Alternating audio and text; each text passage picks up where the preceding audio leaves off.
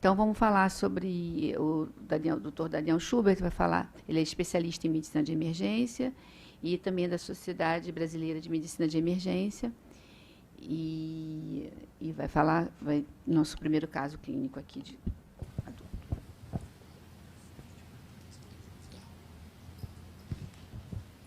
Bom dia a todos, pessoal. Prazer estar aqui. Queria agradecer o convite da professora Cátia, o convite do presidente do CREMERGE. Meu nome é Daniel Schubert, para quem não me conhece, eu sou médico emergencista, né? É uma especialidade nova aqui no nosso estado, pelo menos, mas no Brasil desde 2015, seguindo o modelo norte-americano, né? Então é um prazer estar aqui podendo divulgar um pouco que essa especialidade existe sim no Rio de Janeiro, né?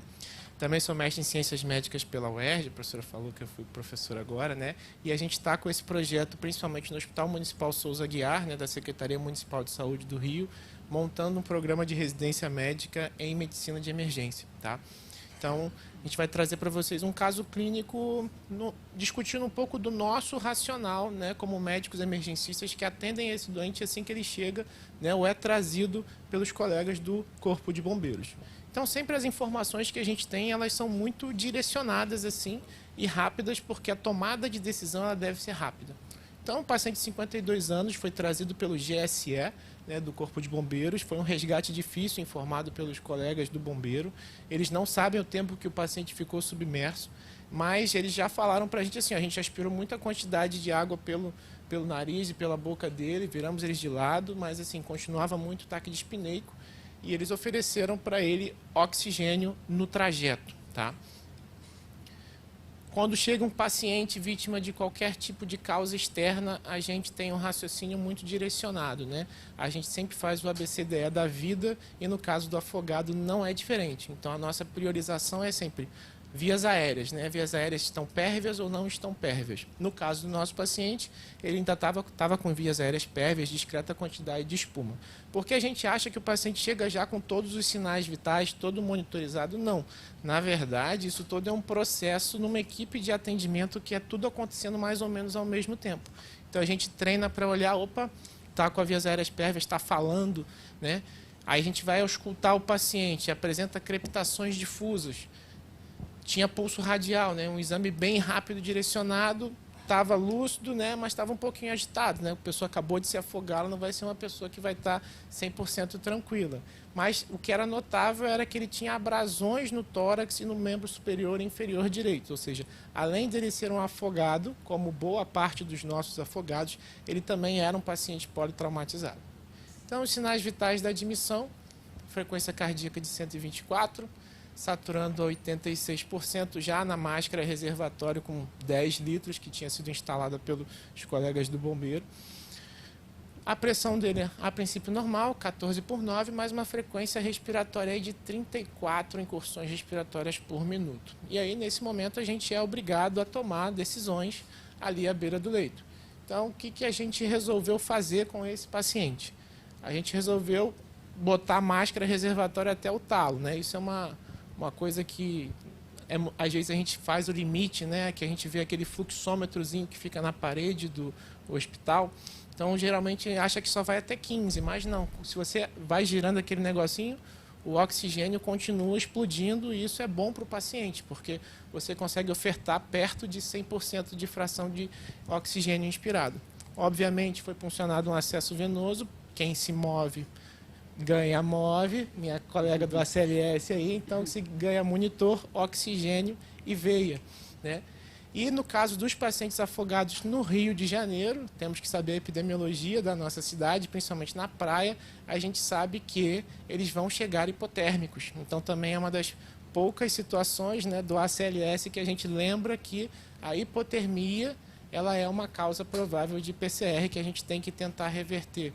Então a gente tem disponível hoje nas nossas emergências um cobertorzinho térmico que parece um papelzinho alumínio que a gente consegue deixar o paciente para poder reter mais a temperatura corporal dele. Feitas essas medidas iniciais de estabilização clínica, o paciente respondeu um pouquinho melhor, saturando ali em torno de 90%, a frequência cardíaca diminuiu, ficou um pouco mais tranquilo, mas ainda bastante taque dispneico. Então, nesse momento, a gente é obrigado a tomar algumas decisões. E a gente sempre, como médicos emergencistas, a gente pensa muito na logística da situação que a gente está envolvido. Então, a gente tem que entender assim, qual é o nosso hospital, quais recursos que a gente tem, se é tranquilo levar o paciente para a tomografia, se a tomografia está disponível para ser feita.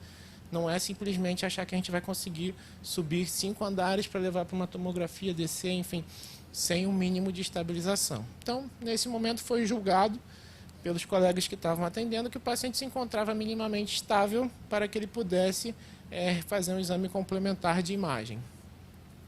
Mas antes de qualquer exame complementar de imagem, não seria médico emergencista se eu não falasse para vocês do uso do ultrassom à beira-leito, tá? O Point of Care Ultrasound que a gente faz hoje em todos os pacientes que chegam na emergência. Então, o paciente chegou, tem o nosso exame clínico com o uso do estetoscópio, mas a gente já passa o transdutor na parede torácica, porque a gente consegue efetivamente observar muitos dados de um exame clínico. Então, no contexto do trauma, o ultrassom pulmonar, ele, na verdade, a gente só quer saber uma coisa, na verdade, se a pleura desliza ou se a pleura não desliza. Ou seja, se o paciente possui um pneumotórax ou se o paciente não possui um pneumotórax. Porque isso é o que vai mostrar para a gente. Porque quando você tem uma interface, né, entre as pleuras visceral e parietal, você vê que o ar passa, ela dá uma deslizada. Está todo mundo conseguindo entender isso? Consegue apagar a luz aqui para a gente, só para a gente ver um pouquinho melhor? Ótimo. Ficou escurinho, é só não dormir, está tudo certo. Então, vocês estão vendo aqui, pessoal, um deslizamento discreto entre uma pleura visceral e uma pleura parietal. Ó, quando o paciente respira, isso acontece. Então, quando há esse deslizamento, significa que não existe ar entre o pulmão e a pleura, ou seja, não existe um pneumotórax, que é o que a gente quer saber no contexto do trauma. Mas já numa avaliação inicial, a gente percebe que esse pulmão não está normal, porque não é normal o pulmão de um paciente saudável, a gente vê esses feixes de luz atravessando todo esse pulmão. Isso geralmente acontece quando a gente está diante de um paciente com algum grau de congestão pulmonar. Congestão pulmonar que pode ser causada aí por várias causas, pneumonia, edema agudo de pulmão, Covid dava muito isso. Então, assim, a gente tem um achado muito interessante já no exame clínico direcionado desse paciente. Então, vamos seguir o nosso caso. Seguindo o nosso caso, a gente termina de fazer o FAST, né? Todo paciente vítima de politraumatizado, a gente procura fazer a abordagem ultrassonográfica para tentar identificar a presença de líquido livre na cavidade abdominal. Então, o líquido livre na cavidade abdominal seria se eu tivesse uma coleção pretinha entre o rim e o meu fígado, no espaço de Morrison. E aí eu vou avaliar o quadrante superior direito, vou avaliar o quadrante superior esquerdo, que eu estou vendo aqui o baço e o rim também fazendo essa busca por líquido livre, e vou descer para a minha pelve e também vou olhar meu coração. Então desço para a minha pelve, vejo a bexiga para ver se eu tenho alguma coleção pélvica aqui embaixo, não tenho, e olho o meu coração para ver se eu tenho algum tipo de tamponamento cardíaco. Então aqui, nossa visão subxifoide, o fígado aqui, o transdutor colocado na parte subxifoide do externo, eu vejo meu ventrículo direito, meu ventrículo esquerdo, meu átrio esquerdo, meu átrio direito. E a ideia, se tivesse um tamponamento cardíaco, você teria uma grande quantidade de líquido preto, né, que estaria rechaçando o coração para o lado.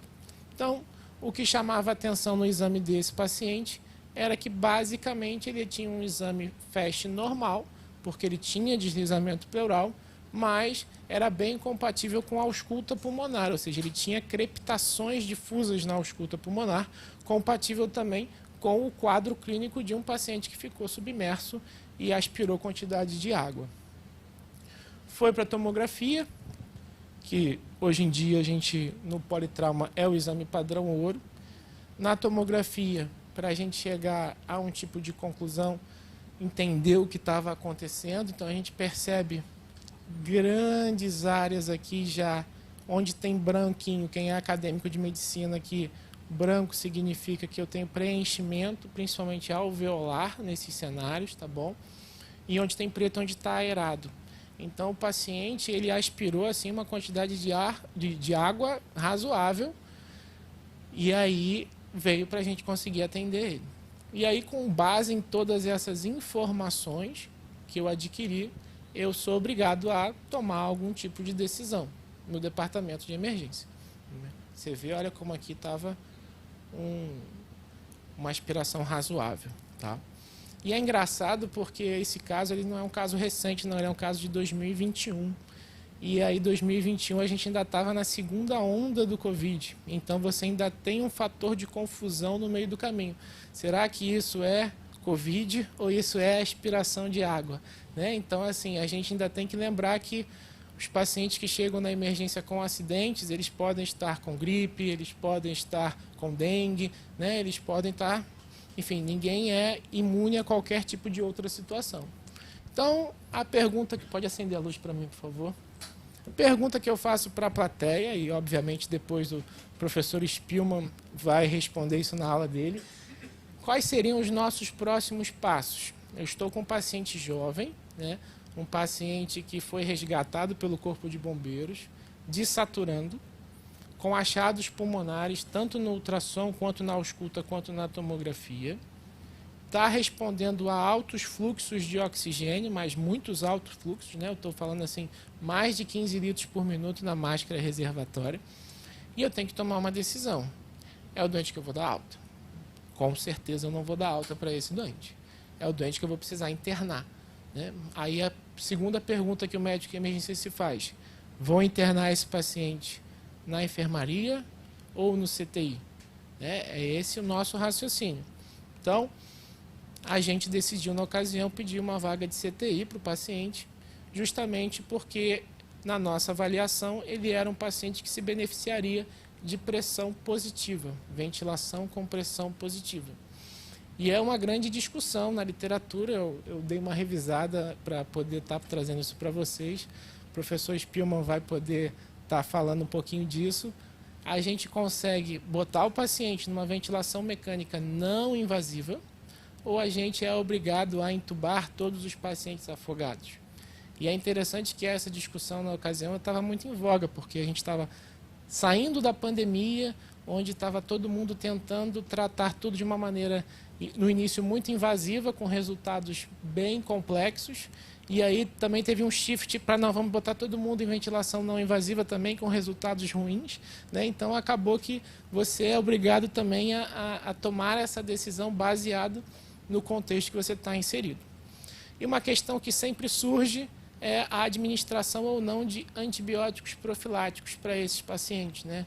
A gente deve achar, o mar não é uma água estéril, né? Então, tudo que eu estou vendo ali é a aspiração de água. Será que o antibiótico, ele definitivamente faz uma diferença aqui ou não? Né? Isso o professor Spielmann vai passar para a gente na aula dele. Então, gente, eu queria deixar essas perguntas para reflexão, passar a bola aqui, e aí passar a bola para o meu amigo para dar um caso de pediatria, porque a ideia que me passaram era justamente essa, é provocar vocês, colocar vocês no papel. Quer comentar? Quer comentar primeiro? Beleza, Isso. show de bola. Então, eu vou convidar a Ana Cristina também aqui Então, para a mesa, que é minha colega clínica, cardiologista. É. Não. Por favor, professor. Se você puder voltar ao começo, eu tenho alguns comentários.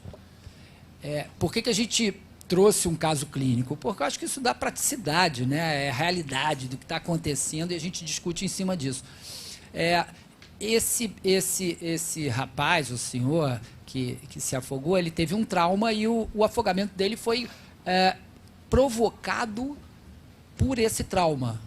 Tá? Então, é uma pessoa que tem uma competência aquática excelente, né? Você vê o tamanho da onda ali, vem para mais pra... Você vê o tamanho da onda, da prancha, quer dizer, um camarada desse tem uma competência aquática excepcional. É ou não? Bota o vídeo. Você não... Porque o vídeo não entrou. Não, bom. Então, assim, Então, assim, ele tem competência aquática, o que mostra para a gente a primeira lição. Eu sei nadar, mas isso não me protege contra o afogamento. Tá? Essa é a primeira lição. Afogamento tem dois tipos. Primário, quando a gente vai falar depois, quando a gente foi além do limite e acabou se afogando. E tem o secundário, que é esse caso aí, que ele se afogou secundariamente a alguma coisa. No caso dele, o trauma. Tá? Então, isso é importante. Aspirar a quantidade, acho que dá até para passar isso. Você vê assim, pelos dados que o doutor Daniel passou para a gente aqui, dá para classificar ele. É muito importante a gente classificar a severidade do afogado, porque a gente vai saber qual o tratamento melhor, qual o prognóstico e como é que é a evolução, quer dizer, como é que é a evolução dele, o que eu tenho que fazer. A primeira coisa que ele falou, e é isso aí, às vezes o paciente não vem só afogado, ele vem com uma doença anterior, ele vem com um infarto junto com afogamento, um quadro convulsivo junto, quer dizer, existem, o afogamento secundário tem alguma coisa a mais ali que confunde, você diferenciar isso é muito difícil. É como aquele doente que vem com uma hemorragia intracraniana, você não sabe se ele caiu e fez o trauma, né? Ou se ele teve a hemorragia e provocou a síncope. Então, isso é um grau 3. Por que é um grau 3? Porque ele tem uma quantidade considerável de espuma na boca e no nariz, uma crepitação difusa, né? O pulso radial está presente, então a pressão dele está boa. O Glasgow é excelente, né? 15/15, está ótimo, né? Algo agitado é normal, ele está hipoxêmico e ele tem, claramente, você olhou para ele e falou assim, pô, não, isso não pode ser só afogamento, tem alguma coisa a mais, porque ele tem o trauma ali. Pode passar. Então, isso mostra claramente, está com 86 de saturação, com 10 litros por minuto na máscara. A gente nunca coloca um adulto com 10 litros por minuto na máscara. Ele tem que ser sempre 15 litros por minuto. Estou falando de afogamento, estou falando de qualquer paciente. Porque senão você está reinalando o CO2. Você não está lavando aquela máscara direito. Então, essa é a primeira regra do socorrista. Então, e você imagina, ele estava com 10 litros por minuto a com 86 de saturação. Então, ele tem uma troca muito ruim, né? Uma chuntagem muito grande, muito maior. E a pressão está legal. Então, eu tenho um quadro de grau 3. Pode levantar, isso. E aí, ele aumentou para, não é isso? Aumentou para 15, foi perfeito, acesso venoso, o cobertor térmico, a parte do afogamento, inicialmente a gente achava assim, não, Rio de Janeiro está quente, né? Isso não tem hipotermia. Todos os nossos, 100% dos nossos pacientes no CRA, no Corpo de Bombeiros, ali na praia, vêm hipotérmicos. Então, assim, embora a gente tenha uma temperatura ótima, ontem eu fui surfar, a temperatura estava 24 graus da água, maravilhosa. Mas eu tenho 36, então eu fico 1h30, 2 horas dentro da água, a minha temperatura cai, não tem como não cair. E eu chego hipotérmico. Tá? Então, o cobertor está legal. Próximo. E aí ele melhorou com 15 litros por minuto, foi para 90. Próximo. Pode passar. Ele excluiu a possibilidade do trauma, perfeito, o pneumotórax que poderia ter, ele tem abrasão ali no tórax, tudo mais.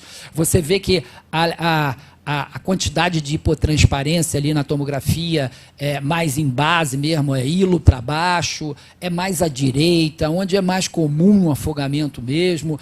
E a quantidade de água que você precisa para ter um quadro grave dessa gravidade é meio copo d'água só. Tá? Ou seja, se eu dei uma bobeada e dei uma aspirada, eu já tenho esse meio copo d'água. Você vê como é que a coisa é rápida. Né? Ela não é assim, ele está se afogando e fica horas se afogando, ou minutos se afogando. Não. Quando ele começou a aspirar, a aspiração é muito rápida e o quadro agrava muito rápido. Pode passar. E aí eu não sei se eu respondo isso, mas eu teria entubado o paciente, porque 27% desses pacientes grau 3 só evoluem bem, só com máscara a 15 litros por minuto. Ele foi para o CPAP. Foi para o CPAP. Então, a questão do CPAP nesse paciente primeiro, precisa ter muito boa cooperação. Porque o doente, em 87% dos casos, ele engole água, engole ar. Porque no momento que você está com falta de ar, é normal o paciente engolir ar. Ele tenta pegar o ar de qualquer jeito, né?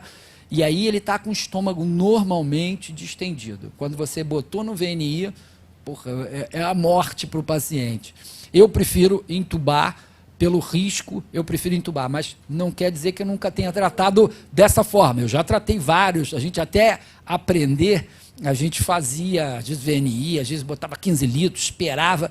E o que acontece é que se você espera muito tempo, você chega num momento onde você tem um número de... A chuntagem vai aumentando. Você, o doente está ótimo. Às vezes você bota 15 litros por minuto, o doente melhora a saturação, vai para 94%. Mas ele está a 100%. Ele não está respirando a 21%. E aí ele vai... esqueci... O velhinho esquece as palavras todas. Ele começa a telectasiar, ele começa a não recrutar os alvéolos. E começa a chuntar mais. Então, no momento em que você decide, realmente não vai aguentar com 15 litros, quando você bota na ventilação, ele não vai ficar mais de 48 horas, 72 horas para se recuperar. Ele vai ficar muito mais. E aí você tem infecção secundária, aí você tem outras complicações. Então, por isso que a minha opção seria entubar ele. O VNI, então, eu faria uma ventilação mecânica. Entubar a ventilação mecânica, 48 horas para ele seria tranquilo, ele sabe muito bem. E o antibiótico, não. Porque o antibiótico é interessante a gente entender que só faz antibiótico para afogamento quando esse afogamento foi numa região onde tem uma colonização da água acima de 10 a 20.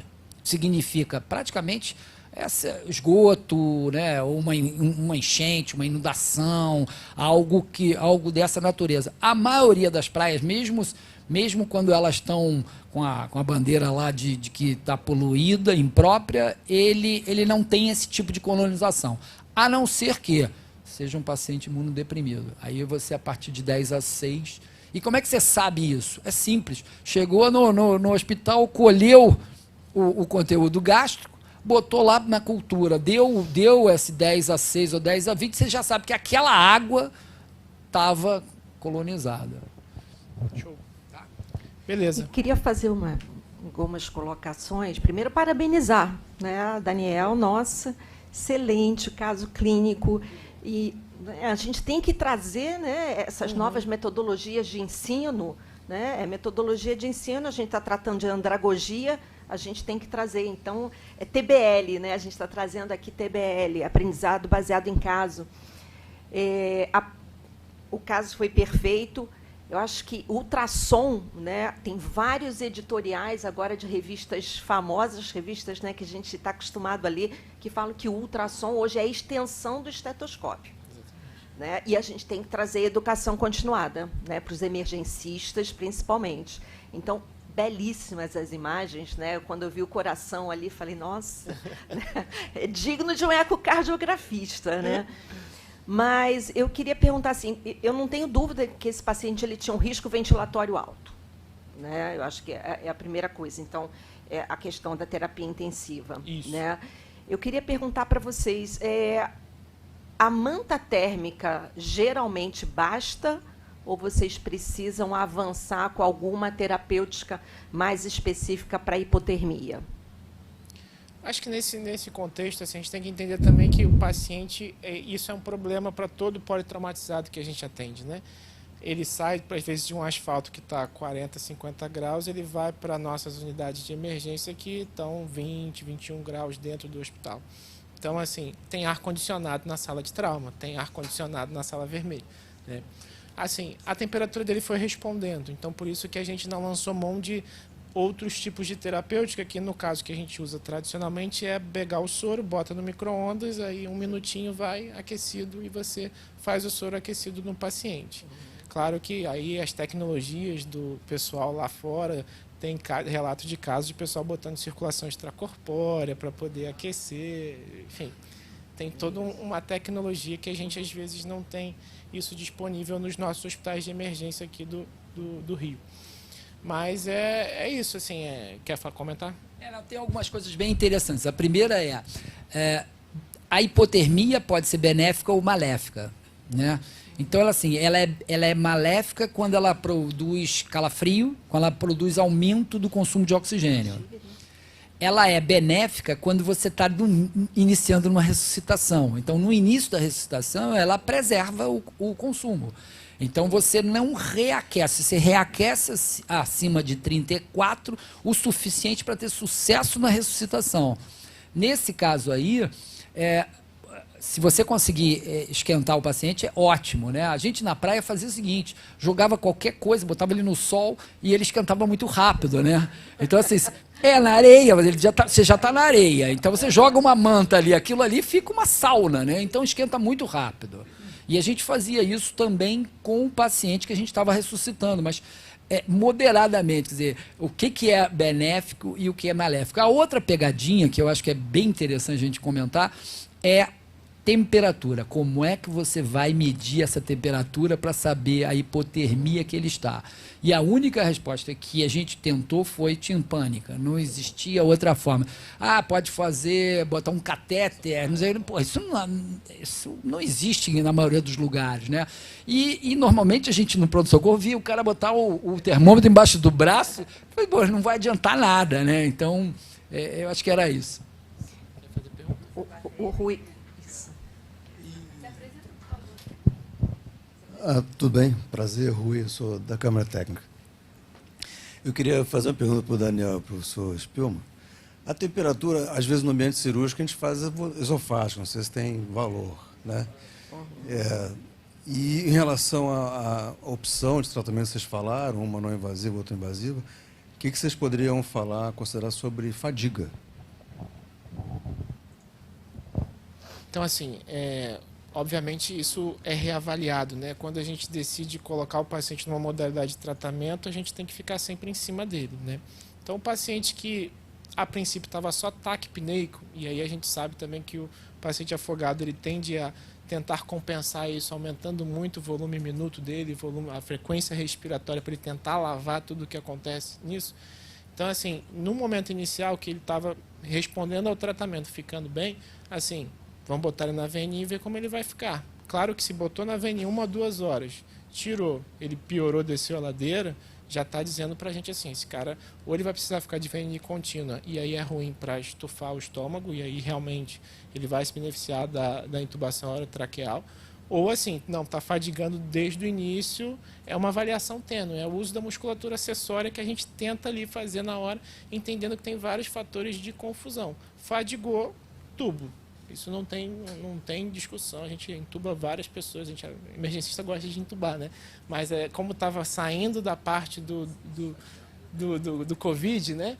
Quando a gente estava saindo da pandemia, tinha várias questões envolvidas assim, no sentido de, vamos tentar ser não invasivo agora, vamos tentar ver se ele fica bem ali, teste de Covid negativo também, logo na admissão.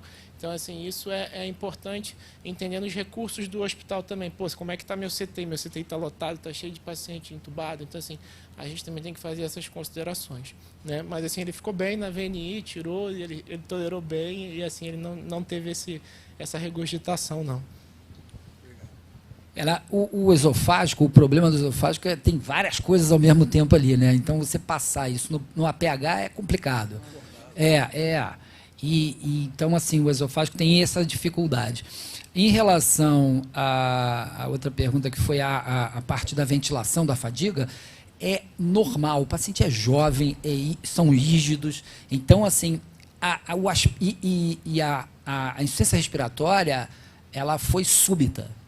Então, o paciente não entende, você não entende direito o paciente, porque você olha para o paciente e não houve uma progressão, por exemplo, uma Covid ou uma doença que vá aumentando a fadiga. Não, é súbita. Então, ele tem recurso muscular durante algumas horas, às vezes 1, 2 horas, para compensar a insuficiência respiratória que ele tá ali. Então, e isso é uma pegadinha para quem está avaliando se vai entubar ou não. Porque você olha, não, ele está bem, não vamos entubar, vamos protelar. E você acaba, num determinado momento, se arrependendo da decisão. Mas faz parte, né? Agora, com relação, assim, vocês falaram da questão do antibiótico aqui, mas esse paciente vai fazer uma pneumonite. Né? Ele vai fazer uma pneumonite que... Então, qual a experiência de vocês nessas primeiras horas que são cruciais para uma pneumonite que vai afetar a troca, ou ele vai fazer uma infecção secundária? Qual a experiência de vocês? Então, normalmente, a quantidade ali não tem uma pneumonite importante. A reação inflamatória existe, claro. Tanto que você vê uma leucocitose nesse paciente. Ele é um paciente que tem desvio à esquerda, pode fazer um pouco de febre. Então, ele tem uma resposta inflamatória. Mas ela não é importante. Ela, normalmente, em 3, 4 dias, ela limpa tudo sem antibiótico nenhum. E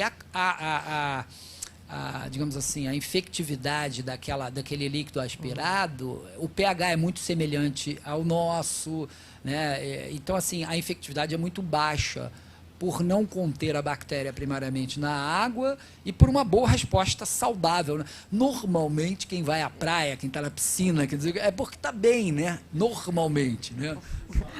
Mas você tocou num ponto muito interessante. Há pouco tempo eu recebi um pedido de vaga de uma senhora de 80 e poucos anos, afogada. Ela estava numa atividade recreativa na piscina e teve uma síndrome coronariana aguda. Né? Então, é esse o contexto também. Né? Então, assim, a gente até... Poxa, como que uma senhora de 85 anos se afogou? Não, na realidade, ela teve um mal súbito e aí ela se afogou. Né? E aí já é outro quadro clínico. A reserva é diferente, a reserva ventilatória, né? A gente teve um outro cenário. É aquela famosa conclusão de congresso científico internacional, né? Cada caso é um caso e tudo tem que ser individualizado, propriamente dito, né? Então, pessoal, acho que... Alguém tem mais alguma dúvida? Opa. Queria saber se esse doente ficasse mais grave. Se ele parasse, quero saber de vocês se tem alguma diferença na reanimação habitual do afogado e do doente que não foi afogado. Acho que a gente vai ver nesse outro caso. A gente tem um caso de PCR, então a gente vai discutir um pouquinho sobre isso. Pessoal, eu queria agradecer a todos, assim, foi um prazer estar aqui discutindo isso com vocês, assim, é um tema muito importante, muito relevante. Eu fui do Getúlio também, o próximo caso é de lá, então, assim, é engraçado que você fica, afogado só aparece no Miguel Couto. Não, eu atendi mais afogado no Getúlio Vargas do que no Miguel Couto, tá? E no Souza Aguiar também aparece direto lá pra gente, tá? Queria convidar vocês a conhecer o novo Souza Aguiar, tá? Considerada ainda a maior emergência da América Latina. A gente está com esse projeto de ensino, de educação continuada. Jovens acadêmicos que queiram estar interessados na medicina de emergência, isso é muito importante para a gente dar o melhor atendimento para os nossos pacientes, tá bom? Obrigado a todos, meus contatos estão aí, qualquer coisa vocês entrem em contato.